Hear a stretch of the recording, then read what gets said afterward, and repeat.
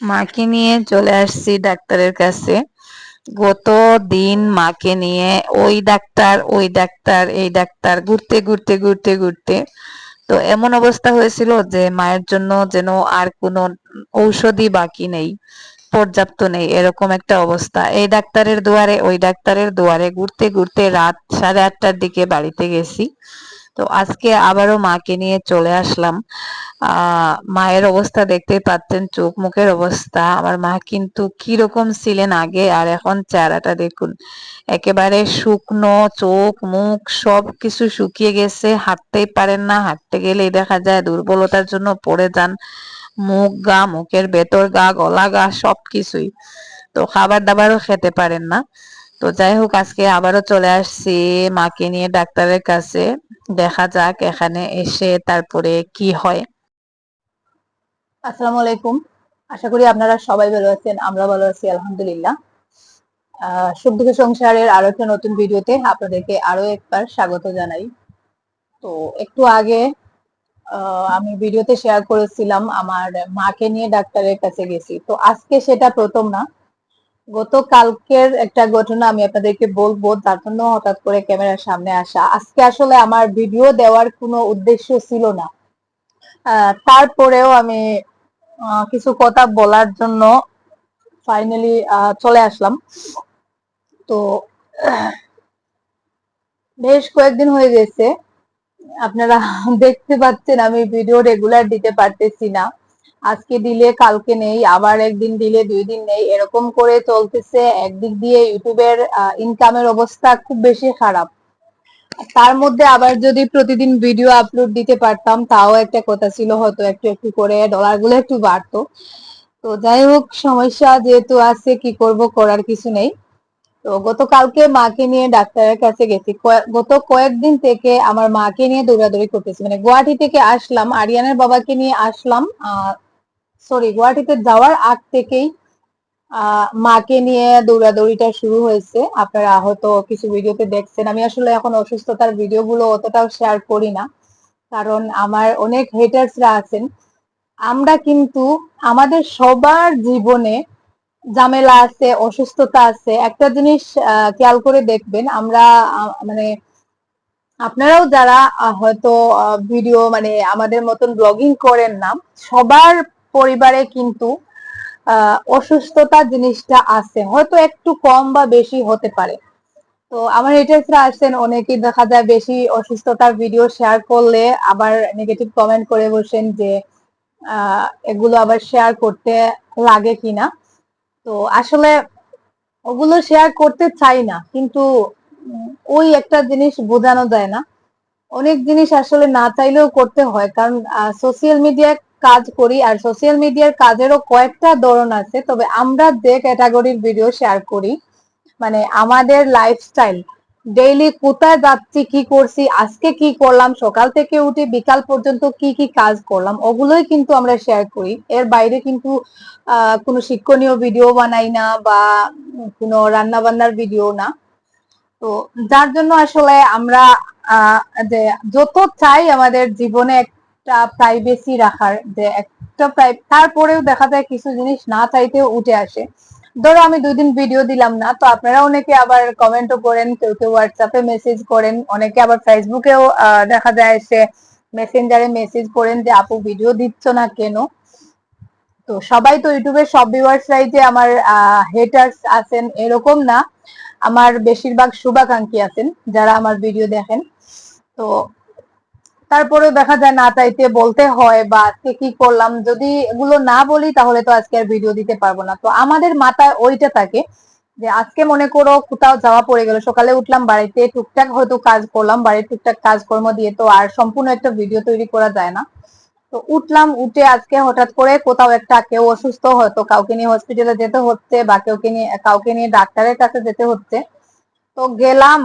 তো তখন কিন্তু মাথার মধ্যে কোন জিনিসটা ঘুরে জানেন, তখন মাথার মধ্যে এই জিনিসটা ঘুরে যে আজকের দিনটা বেকার চলে যাবে, হসপিটালে যাব, ওখানে মানে কি দিয়ে আজকে একটা ভিডিও আপলোড দিব, মানে আমাদের তো লাইফস্টাইল ডেইলি ভিডিও আপলোড দিতে হয়।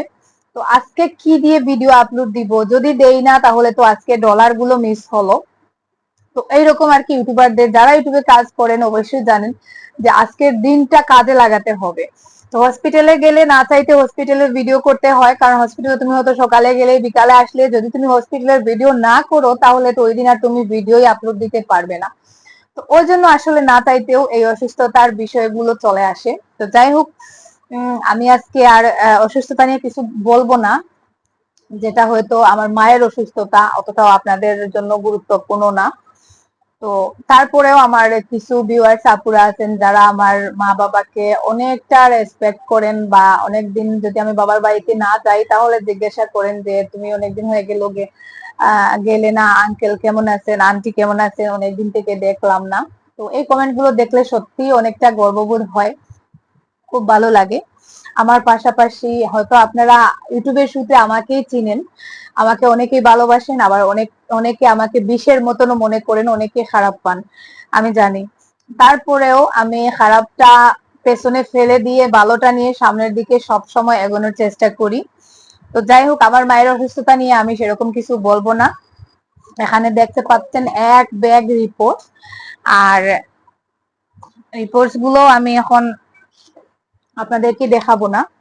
আবার অনেকে মনে করবেন হয়তো আমি সাহায্যের, মায়ের জন্য আমি এখন সাহায্যের টাকা তোলার জন্য হাত পাততে চলে আসছি। তো আমি একটা প্রসঙ্গে কথা বলার জন্য আজকে এই কথাগুলো বলতেছি। আজকে কোনো ভিডিও করতে পারি নাই মাকে নিয়ে। গতকালকে রাত, সারা রাত মানে মায়ের 2টা সেলাইন একসাথে দিতে হয়েছে। তো 2টা সেলাইন, একটা মনে হয় রাত 12:30টার দিকে শেষ হয়েছে, একটা শেষ হয়েছে রাত 3টার দিকে। তো মাকে নিয়ে সারা রাত ঘুমাতে পারি নাই। সকালের দিকে ফজরের নামাজের পরে একটু সময় ঘুমিয়েছিলাম, তারপরে উঠে আর কোনো ভিডিও করতে পারি নাই। তো এদিকে সেদিকে মায়ের এটা সেটা ওরকম করতে করতে তারপরে আবারও মাকে নিয়ে মানে ডাক্তারের কাছে চলে গেছি। যাই হোক, আমি আজকে বিশেষ করে আমার লোকাল ভিউয়ার্স যারা আছেন, আপু ভাইয়েরা, আমাদের হয়তো করিমগঞ্জের বিশেষ করে, তো একটা জিনিস আমি বলবো, মানে ডাক্তার, আমরা জানি ডাক্তারের ধর্ম হচ্ছে মানব সেবা, পেশেন্টদের সেবা করা। আর মানুষও কিন্তু যখন একেবারে নিজের কাছে ব্যর্থ হয়ে যায়, অসহায় হয়ে যায়, তখন ডাক্তারের কাছে যায়, নিশ্চয় ভালো কিছুর আশায় ডাক্তারের কাছে যায়। তো এই পর্যন্ত আমার ডাক্তারদের সম্পর্কে অনেক আইডিয়া হয়েছে, কারণ গত 2.5-3 বছর থেকে হসপিটাল ডাক্তার ঔষধ, এটা আমাদের জীবনের, মানে বিশেষ করে আমার জীবনের একটা কেন্দ্রবিন্দু হয়ে দাঁড়িয়েছে। আজকে ওনাকে নিয়ে ওই হসপিটাল, কালকে ওনাকে নিয়ে ওই ডাক্তারের কাছে। তো আমাদের বরাকবেলির প্রায়, হয়তো সব ডাক্তারের কাছে যাইনি, তারপরেও বেশিরভাগ ডাক্তার সম্পর্কে আমার আইডিয়া যথেষ্ট হয়ে গেছে। তো আমাদের করিমগঞ্জের একজন ডাক্তার এত বড় কসাই, আসলে ডাক্তাররা এত বড় কসাই কিভাবে হয়, আমিও কিন্তু এর আগে এরকম একটা সিচুয়েশনের মুখোমুখি হয়েছিলাম, যেটা অনেকবার বলেছি। মানে আমার হয়েছে ব্রেস্টে মেস্টাইটিস, গ্রানুলোমার মেস্টাইটিস যেটা, আর আমাকে ওরা ক্যান্সার পেশেন্ট বানিয়ে দিয়েছিল, কেমোটেমো দিয়ে আমাকে, মানে ওরা ভুল ট্রিটমেন্ট আর কি, যেটা বলেছিল আমার ক্যান্সার হয়েছে। তো যাই হোক, ক্যান্সার হলে তো এতদিন বেঁচে থাকতাম না ক্যান্সারের ট্রিটমেন্ট ছাড়া। তো যাই হোক, আমার প্রসঙ্গটা এখন আমি তুললাম না, অনেকক্ষণ থেকে বকবক করে করে প্রসঙ্গটাও বেশি বড় হয়ে যাচ্ছে। তো গত কয়েকদিন থেকে আমার মা অসুস্থ, মাকে নিয়ে প্রথমে আমি গিয়েছিলাম বদরপুর হসপিটালে। আমি যখন কোনো বিষয় নিয়ে, আমার কথাগুলো একটু মনোযোগ সহকারে শুনবেন যারা বিশেষ করে আমাদের করিমগঞ্জের ভিউয়ার্স, আজকে এমন একজন ডাক্তারের সাথে আপনাদের পরিচয় করিয়ে দিব। অনেক এক্সপিরিয়েন্স, আমার নিজের এক্সপিরিয়েন্স এতটাও ছিল না, তবে তারপরে ওই ডাক্তারের রিভিউ আমি অনেকের কাছ থেকে নিলাম, নিয়ে আমি যেটা দেখতে পেলাম সেটাই আপনাদের সাথে শেয়ার করব। আজকে যেহেতু ভিডিও দেওয়ার কোনো মানসিকতা ছিল না, কোনো ভিডিও করিও নাই, তো এই বিষয়টা আর আপনাদের সাথে শেয়ার না করে পারতেছি না। তো গতদিন গেছি বদরপুর হসপিটালে, মাকে ডাক্তার দেখিয়েছি। তো ওখানে বদরপুর হসপিটাল আবিদা খাতুন, উনি হয়তো উনার এত বড় বড় ডিগ্রি নেই, কিন্তু আমার দেখা সেরা একজন মানুষ। হয়তো আমার মতন যারা যারা পার্সোনালি ওই ডাক্তারকে দেখছেন, গেছেন, তো অবশ্যই আমার সাথে একমত হবেন, কারণ মানুষ হিসাবে এত ভদ্র নম্র স্বভাবের, মানে ডাক্তারের মধ্যে যে গুণগুলো থাকার কথা, আমার মনে হয় ওনার কাছে এর থেকেও একটু বেশি গুণ আছে। তো আমি সাধারণ কোনো অসুস্থতা মেডিসিন বিশেষজ্ঞ, মানে মেডিসিনের বিষয়ে আর কি, মনে করো যদি আমার কোনো একজন মেডিসিন বিশেষজ্ঞ ডাক্তার দেখানোর প্রয়োজন হয় আমার পরিবারে, তো আমি দেখা যায় বদরপুর হসপিটালে ওই ডক্টর আবিদা খাতুন ওনার কাছে যাই। তো মাকে নিয়েও ওনার কাছে গিয়েছিলাম। ওখানে যাওয়ার পরে মানে উনি কিছু টেস্ট দিয়েছিলেন, খুব সুন্দর ভদ্র নম্র ভাবে উনি পেশেন্টদেরকে প্রেজেন্ট করেন, যেটা আমি মানে একজন মহিলা হয়ে আরেকজন মহিলার উপরে আমি ক্রাশ খেয়ে যাই যে এত ভালো এত ধৈর্যশীল মানুষ হয় কি করে, মানে অটোমেটিক রেসপেক্ট চলে আসে ওনার প্রতি। তো যাই হোক, ওনার চেক আপে মা কয়েকদিন ছিলেন, ডাক্তার কিছু টেস্টও দিয়েছিলেন, টেস্ট গুলোর করা হয়েছে। তারপরে আবারও এইবার গুয়াহাটি থেকে আসার পরে আমি মাকে নিয়ে ওখানে গেলাম সেদিন। মনে হয় আপনারা জুবাইরের ভিডিওতে দেখছেন। তো গেছি ওখানে, যাওয়ার পরে আহ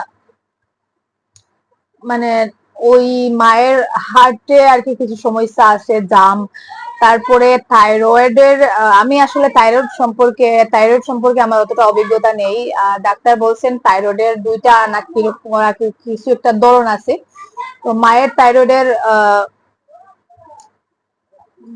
যে আর কি জাতটা খারাপ, তো সেই সাথে সুগার অনেক বেশি। তারপরে পিঠের হাড় ক্ষয় হয়ে গেছে, কোমরের হাড় ক্ষয় হয়ে গেছে, কিডনিতে পাথর, পিত্তথলিতে জাম, এইরকম এরকম আর কি অনেক ঝামেলা যেটা।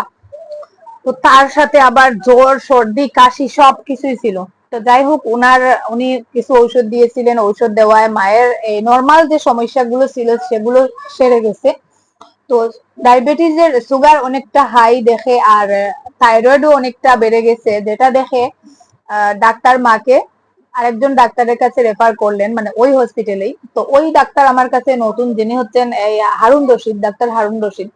তো ওনার কাছে রেফার করলেন, উনি বললেন যে উনি মেডিসিন বিশেষজ্ঞ ভালো ডাক্তার আছেন, ওনাকে দেখিয়ে নাও। তো যাই হোক, এদিন সারাদিন অপেক্ষা করে ডাক্তার দেখিয়ে বিকালের দিকে ওই ডাক্তার বলেন মাকে হসপিটালে ভর্তি করতে হবে। তো আমি তো হসপিটালে ভর্তি করার মতন কোনো প্রিপারেশন বা টাকা পয়সা ওরকম আমার কাছে নেই। আমি গেছি জাস্ট মাকে যেটুকু লাগবে ওই রকম ম্যানেজ করে নিয়ে গেছি। তো আমি ডাক্তারকে রিকোয়েস্ট করলাম যে এই মুহূর্তে তো আমি মানে অ্যাডমিশন দিতে পারবো না, ওনার ছেলেরা আছেন, আর আমি তো মেয়ে, আরেক বাড়িতে থাকি, ওখান থেকে নিয়ে আসছি। তো আপাতত আপনি যা যা সমস্যা দেখতে পাচ্ছেন সেই অনুযায়ী কিছু ইমার্জেন্সি ঔষধ দিয়ে দেন, পরে আমরা দেখবো যদি আরাম না হয়। তো যাই হোক আমি তারপরে চলে আসছি বাইরে। তো গড়ে আমি পুরো ভিডিওটাতে ভয়েস দিয়েছি, মানে কথা বলছি। তারপরে ভিডিওটা এডিট করতে গিয়ে দেখি ভিডিও শেষের অংশে ভয়েসটা আসে নাই, মানে ভিডিও হয়েছে কিন্তু ভয়েস আসে নাই। তার কারণ আমার মাইক্রোফোনটা অফ হয়ে গিয়েছিল, আমি বুঝতে পারিনি। তো যাই হোক, কি বলছিলাম, ও যে ডাক্তারকে বললাম ইমার্জেন্সি কিছু ওষুধ দিয়ে দিতে। তো আসলে ওই যে ডাক্তারকে দেখিয়েছি, আবিদা ডাক্তার অনেক ভালো, কিন্তু পরে হারুন রশিদ বলে যে ডাক্তার দেখিয়েছি, তো ওই ডাক্তারেরও একটা গন্ডগোল হয়েছে। আমি বলি, মানে কাকে আজকাল বিশ্বাস করব, যেখানে ডাক্তাররাও এরকম কাণ্ড করেন। তো প্রথমে এই ডাক্তারের কথা আমি বলে নেই, তারপরে ওই যে কসাই ডাক্তার যার কথা বলছিলাম তার কথা আমি বলবো। তো ওই ডাক্তারকে আমি বললাম যে ঠিক আছে ঔষধ দিয়ে দাও, আর 2-3 দিনের ঔষধ দাও, আমরা যদি হসপিটালের প্রয়োজন পড়ে আমরা নিয়ে আসব। তো ওই দিন কিন্তু মা অতটা সিরিয়াস ছিলেন না, মোটামুটি। মানে সমস্যার মধ্যে সব থেকে বড় যেটা, সেটা দেখা যায় যে ওই যে থাইরয়েডটা বেশি আর কি, আর ডায়াবেটিসটা বেশি হয়ে গেছে। তো এই দুইটা জিনিসই মানুষের হাল কিন্তু খারাপ করে দেয়। তো যাই হোক, ডাক্তারকে বলার পরে উনি কিছু ঔষধ লিখে দিয়েছেন, প্রায় 10 দিনের মনে হয় ঔষধ দিয়েছেন, দিয়ে বলছেন ওষুধগুলো খাওয়াতে। আর যদি আরাম না হয় তাহলে হসপিটালে, মানে উনাদের হসপিটালে আর কি ভর্তির জন্য বলছেন। তো আমি ওষুধগুলো নিয়ে আসলাম বাড়িতে এসে। আসলে আমার নিজের পেরেশানি তো আপনারা বুঝতেই পারতেছেন। আমি আসলে একজন মানুষ, মাঝে মধ্যে মনে হয় আমি কোনো মেশিন নাকি, এত দৌড়াতে পারি, এত পেরেশানি, নিজের তারিফ করতেছি না, নিজের শরীর অনেক সময় দেখা যায় মাথা ঘুরায়। তারপরে আসলে দায়িত্ব কাঁধে থাকলে যেটা হয় আর কি, তো পেরেশানির মধ্যে এসে আমি বাড়িতে আর ঔষধগুলো আমি সাধারণত আমার নিজের জন্য বা যার জন্যই ডাক্তার দেখাই ঔষধ আনলে ঔষধগুলো আমি প্রথমে গুগলে মানে চেক করে দেখি, অথবা চ্যাট জিপিটি আছে বর্তমানে, তো চ্যাট জিপিটিতে দেখা যায় অনেক সময় আমি ঔষধগুলো ছবি দিয়ে দেখি যে কোনটা কিসের ঔষধ, কি মানে সাইড ইফেক্ট কি ইত্যাদি ইত্যাদি। ওই দিন কিন্তু আমি আর সময় পাই নাই, আর ওইদিকে তো বাবাও বাড়িতে অসুস্থ।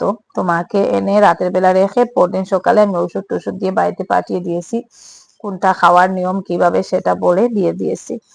তো গত 2-3 দিন থেকে শুনি মায়ের অবস্থা খুব খারাপ হয়ে যাচ্ছে, মা গড়ে প্রস্রাব করে দিচ্ছেন, প্রস্রাব কন্ট্রোল করতে পারতেছেন না। সেই সাথে মানে শুধু হাই হুতাশ, গলা শুকিয়ে যাচ্ছে, ঠোঁট শুকিয়ে যাচ্ছে, মুখ শুকিয়ে যাচ্ছে ভেতরে, মানে সব সময় মানে এমন অবস্থা আর কি, আর উনি হাঁটাহাঁটি করতে পারতেছেন না। তো আমি আসলে চিন্তা করে পাচ্ছিলাম না এটা, যেহেতু ঔষধ খাচ্ছেন তারপরেও কি হচ্ছে। মানে ওই দিন দুপুরে মা ফোন করে কান্না শুরু করে দিচ্ছেন যে আমি মনে হয় আমার সময় শেষ, আমি মারা যাব, মানে এরকম আর কি। তো যাই হোক, আমরা চিন্তা করে দেখলাম, আমার ওই যে হাসিনার মা উনিও ছিলেন, আমার বড় বোন, তো সবার সাথে আর কি একটু ফোন টোন হলো। তো তারপরে সিলেক্ট করলাম যে ওনাকে অন্য কোনো একজন, মানে ওই ডাক্তারের কাছে আমি নিয়ে যেতে চাইনি, সরি আমি মধ্যে কিছুটা টপিক ছেড়ে দিয়েছিলাম। তো যে ডাক্তার আমি ওখানে দিয়েছিলাম ওরা কিন্তু মায়ের খাবারের আগের সুগার, ব্লাড সুগার কতটা, তারপরে খাবারের পরে কতটা, সবকিছু ওরা টেস্ট করছে। ওরা নিজের মুখে বলছে যে সুগার অনেক হাই, কিন্তু সুগারের জন্য একটা ইনসুলিন বা একটা ঔষধ কিছুই দেয় নাই। তো আমি ভাবনা চিন্তা করলাম যে এটা কিরকম হলো, একজন ডাক্তার সব ধরনের ঔষধ দিলেন কিন্তু সুগারের কোনো ঔষধ নেই, উনি তো 10-12 দিনের ঔষধ দিয়ে দিলেন, কিন্তু এই 10-12 দিনে ওনার হাল আরো বেশি খারাপ হয়ে যাচ্ছে। তো ওরাও কিন্তু এই গলতিটা করছে।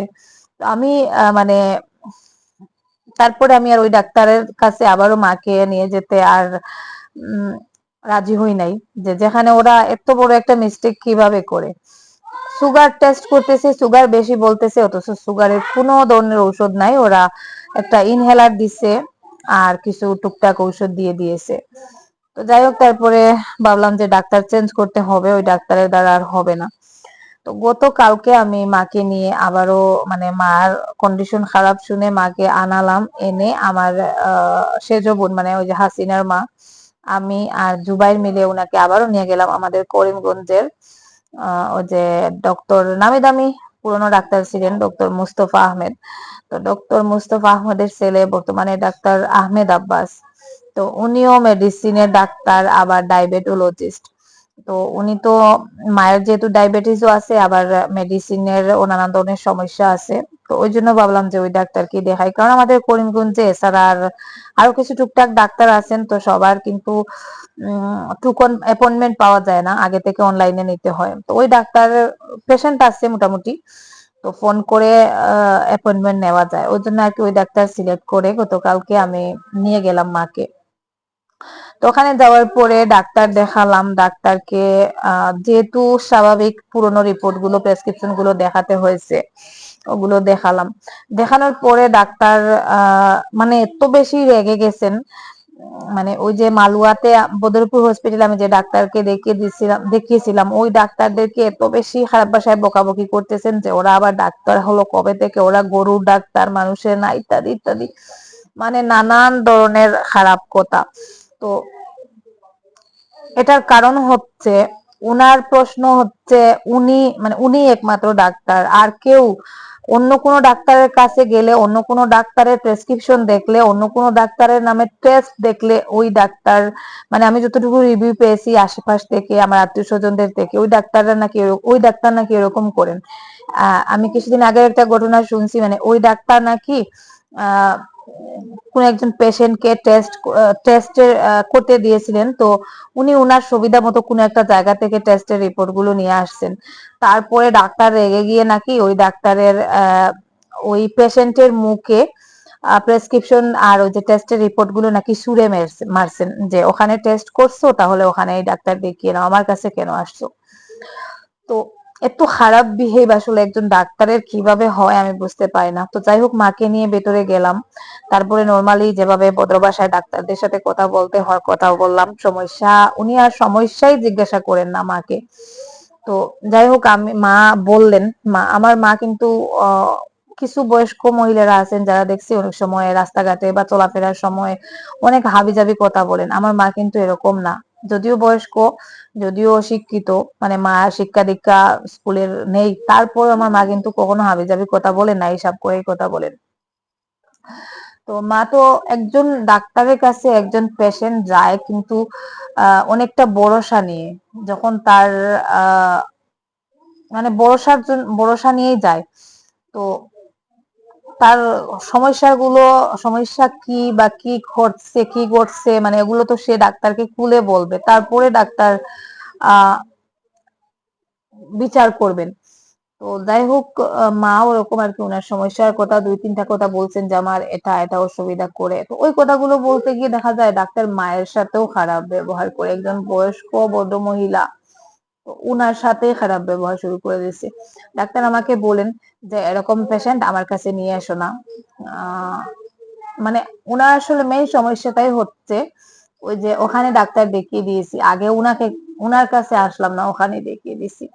এত খারাপ পেশা, তারপরেও আমি মানে নিজেকে সংযত রাখছিলাম যে যদিও ডাক্তার একজন সম্মানী ব্যক্তি, তো না, দেখা যায় খারাপ ব্যবহারের মাত্রাটা আরো বাড়তেছে আরো বাড়তেছে। মানে পরে বলেন যে কোনো ঔষধই নাকি ওনাকে দেওয়া যাবে না। তো আমাকে বলেন যে ওখানে যখন গেলে তাহলে এখানে কেন আসলে, ওই ডাক্তাররা ওখানে নিয়ে গেলে না কেন, মানে ইত্যাদি, মানে এমন আহ, কুচা টুচা দিয়ে কথা বলেন আর কি, যেটা আমার খুব খারাপ লাগছে। তো তারপরেও আমি মানে ডাক্তার বলেন যে ওখানে আমার কাছে কোনো ঔষধ নেই, আমি ঔষধ দিতে পারবো না। তো তারপরে উম মানে এরকম কিছু, আমি প্রথম দিকে ভালোভাবে কথা বলছিলাম, তো শেষের দিকে দেখা যায় যে যত আমি দুর্বল সুরে কথা বলতেছি, যত রিকোয়েস্ট করতেছি, ডাক্তার আরো, মানে মায়ের সুগারটা কিন্তু তারা টেস্ট করে নাই। ওদের কাছে অন্য পেশেন্ট নিয়ে গেলে, সুগারের পেশেন্ট নিয়ে গেলে কিন্তু ওরা আগে সুগার টেস্ট করে, তারপরে সুগারের মাত্রা কতটা সেটা দিয়ে ডাক্তারের কাছে পাঠায়। তো সেটা যদি আগে না করা হয় তাহলে ডাক্তার মানে আবার সুগার, তাদের ফার্মেসি থেকে সুগার টেস্ট করে ভেতরে আবার রিপোর্টটা নিয়ে যেতে বলে। কিন্তু মানে মায়ের সুগারটা টেস্টও করে নাই। আর মা কিন্তু এত ভদ্র সুরে বাবা বাবা বলে কথা বলতেছেন। তো আমার কিন্তু খুব খারাপ লাগছে। তো শেষমেশ বলেন যে ওনার কোনো ঔষধ নেই, যদি প্রয়োজন হয় তাহলে ওনাকে মানে হসপিটালে ভর্তি করতে হবে। তো উনি করিমগঞ্জ সিভিল হসপিটালে চাকরি করেন, সেই সাথে ওখানে একটা আইএমএস হসপিটাল, প্রাইভেট হসপিটালের সাথে উনি জড়িত। তো উনি বারবার ওই প্রাইভেট হসপিটালটার নাম বলেন। তো আমি যেটা আন্দাজ করতে পারলাম যে উনি চাচ্ছেন, ওনার রাগও হচ্ছে, আবার উনি চাচ্ছেন যে ওনার ওই প্রাইভেট হসপিটালে ওনাকে নিয়ে অ্যাডমিট করে দিতে। তো আমি তো সেরকম প্রস্তুতি নিয়ে যাইনি। আর ডায়াবেটিস, তারপরে থাইরয়েড, ওগুলো তো ঔষধ দেওয়া যায়। তো আমি বললাম যে আপনি আপাতত ঔষধ দিয়ে দেন, আহ যদি দেখা যায় যে এক দুদিন পরে আমি প্রয়োজন হলে নিয়ে আসব। তো না, ডাক্তার আর ঔষধই দেন নাই। তো আমার শেষে মনে হলো যে আমাকে বলেন যে এরকম পেশেন্ট আমার কাছে নিয়ে আসবে না। তো আমি বললাম যে আপনার কোন রকম পেশেন্ট আপনার কাছে নিয়ে আসতে হবে সেটার একটা সাইনবোর্ড বাইরে মানে লিখে রেখে দিবেন, কোন ধরনের পেশেন্ট। পেশেন্টের আবার ধরন হয় নাকি, পেশেন্ট তো পেশেন্টই ডাক্তারের কাছে। তো যাই হোক, শেষে মানে আমার একটু রাগ হয়েছিল, ওরা এত বেশি খারাপ ব্যবহার যেটা আসলে নেওয়া যাচ্ছিল না। তো যাই হোক, তারপরে আর ঔষধই দিলেন না। তো আমিও মাকে নিয়ে পরে রাগ করে চলে আসছি। এসে মানে হসপিটালে ভর্তি করলে মায়ের ঔষধ আছে। তো হসপিটালে ভর্তি করার পরে ওরা আমেরিকা থেকে কি কোনো ঔষধ এনে দিবে নাকি ওই ডাক্তারই আবার ঔষধ দিবে? তো এই ঔষধগুলো এমনিতে কি দেওয়া যায় না? তো যাই হোক, বুঝতে পারলাম যে ওরা টাকা লুটতে চাচ্ছে। হসপিটালে, প্রাইভেট হসপিটাল, 2-4 দিন রেখে দিলে 40,000 50,000 টাকা বিল তুলে দিবে, যেটা চিকিৎসা আসলে বাড়িতে বসেই হয়, এখানে হসপিটালে অ্যাডমিট করার প্রয়োজন নেই। তো যাই হোক, তারপরে ওখান থেকে বেরিয়ে ডক্টর মানস দাস ডায়াবেটিসের ডাক্তার, ওখানে গেলাম, কারণ আমি তো ডায়াবেটিস আমার বাবারও আছে, আরিয়ানের বাবারও আছে, আমি কিছুটা লক্ষণ দেখছি ডায়াবেটিস বেড়ে গেলে কি কি সমস্যা করে। তো ওখান থেকে বেরিয়ে ডক্টর মানস দাসের কাছে গেলাম।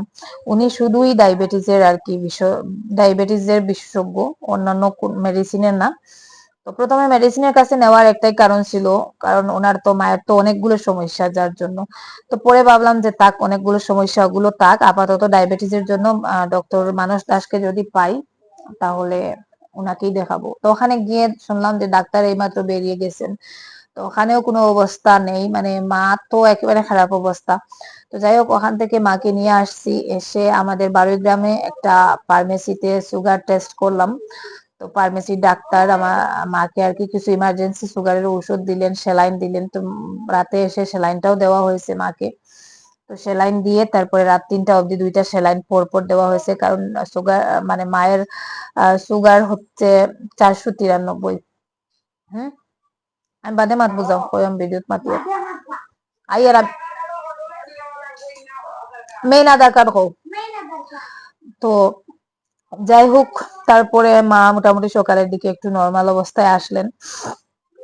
তো সারাদিন ওই ডাক্তারের দরজা ঘুরতে ঘুরতে শেষমেশ আজকে মাকে নিয়ে আবার ফোনে অ্যাপয়েন্টমেন্ট করে ডক্টর মানস দাসের কাছে গিয়েছিলাম, যেটার ভিডিও ফুটেজ আপনারা এই যে ভিডিও শুরুতে দেখতে পেয়েছেন। আমি ভিডিও করি নাই আসলে, ইদানিং আমার শরীরে যে পরিমাণে ধরছে, মানসিকতাও খারাপ, তো ভিডিও ক্যামেরা অন করতে ইচ্ছা করে না। তো যাই হোক, ওই ডাক্তারকে দেখালাম। ওই ডাক্তার খুব সুন্দর ভদ্র হিন্দু ডাক্তার, তারপরেও ব্যবহার অনেক ভালো করেছেন। মাকে মা মা বলে কি সমস্যা, মানে ডাক্তাররাই তো উম কি বলবো আসলে। তো যাই হোক, ঔষধ টৌষধ দিলেন, নিয়ে আসছি আলহামদুলিল্লাহ। মা এখন মোটামুটি আগের তুলনায় একটু ভালো আছেন। তো এই কথাগুলো আমি বলতে চাইছিলাম না, তবে এই জন্যই বললাম যাতে আমাদের করিমগঞ্জের ভিউয়ার্স যারা, অনেকেই হয়তো ডাক্তার নিয়ে যে কোন ডাক্তার দেখাবো, তো ভুল করেও কিন্তু এই ডাক্তারের কাছে যাবেন না। তাহলে আমার মতন এক্সপিরিয়েন্স, আমার কিছু আত্মীয় স্বজন রিলেটিভ, তো যাদের সাথে আমি এই গল্পটা শেয়ার করছি, সবাই বলতেছেন যে এই ডাক্তার ওরকম করে, এত বাজে ব্যবহার। আর আমার মা তো বলতেছেন যে আমি যদি কখনো মরেও যাই তাহলে এই ডাক্তারের কাছে আর আমাকে কখনো নিয়ে যেও না। তো সেজন্য এই কথাগুলো বলা, যাতে আপনারাও চিনে রাখেন। তো যেতে পারেন, সমস্যা নেই, আপনাদের মন চাইলে যেতে পারেন, কিন্তু পরে দেখবেন এক্সপিরিয়েন্সটা কিন্তু আমার মতনই হবে। এত খারাপ একজন শিক্ষিত ভদ্র মানুষের ব্যবহার হয় কিনা আল্লাহ জানেন কি রকম হয়। তো তাও একজন মুসলিম, আমাদের জাতের ধর্মের মুসলিম মানুষ, তারপরে এত খারাপ ব্যবহার। তবে আজকে যে ডাক্তার দেখিয়েছি উনি হিন্দু ডাক্তার ছিলেন। মাশাল্লাহ, উনি খুব সুন্দরভাবে হ্যান্ডেল করেছেন, সবকিছুই সুন্দর করে যত্ন করে মাকে ঔষধপত্র দিয়ে বাড়িতে পাঠিয়েছেন। তো যাই হোক, আপাতত ডায়াবেটিসের সমস্যাটা সমাধান হোক, তারপরে না হয় থাইরয়েডের জন্য মানে ওইরকম ভালো কোনো ডাক্তার দেখাবো। তো যাই হোক, সবাই দোয়া করবেন। আর আজকের মতো এই পর্যন্ত। সবাই ভালো থাকুন, সুস্থ থাকুন। তো ওই ডাক্তারের সাথে আমার কোনো পার্সোনাল শত্রুতা নেই, আমি আগে ভালো মনে করতাম, কারণ ওর ওই ডাক্তারের বাবা একজন ভালো নম্র ভদ্র মানে খুশ মেজাজি মানুষ ছিলেন, পেশেন্টের সাথে হাসি তামসা করতেন। তো ওই ডাক্তারের ছেলে এরকম, যেটা আসলে আমার কল্পনার বাইরে ছিল। তো যাই হোক, সবাই ভালো থাকুন, সুস্থ থাকুন, দেখা হবে নতুন কোনো ভিডিওতে। আল্লাহ হাফেজ, আসসালামু আলাইকুম।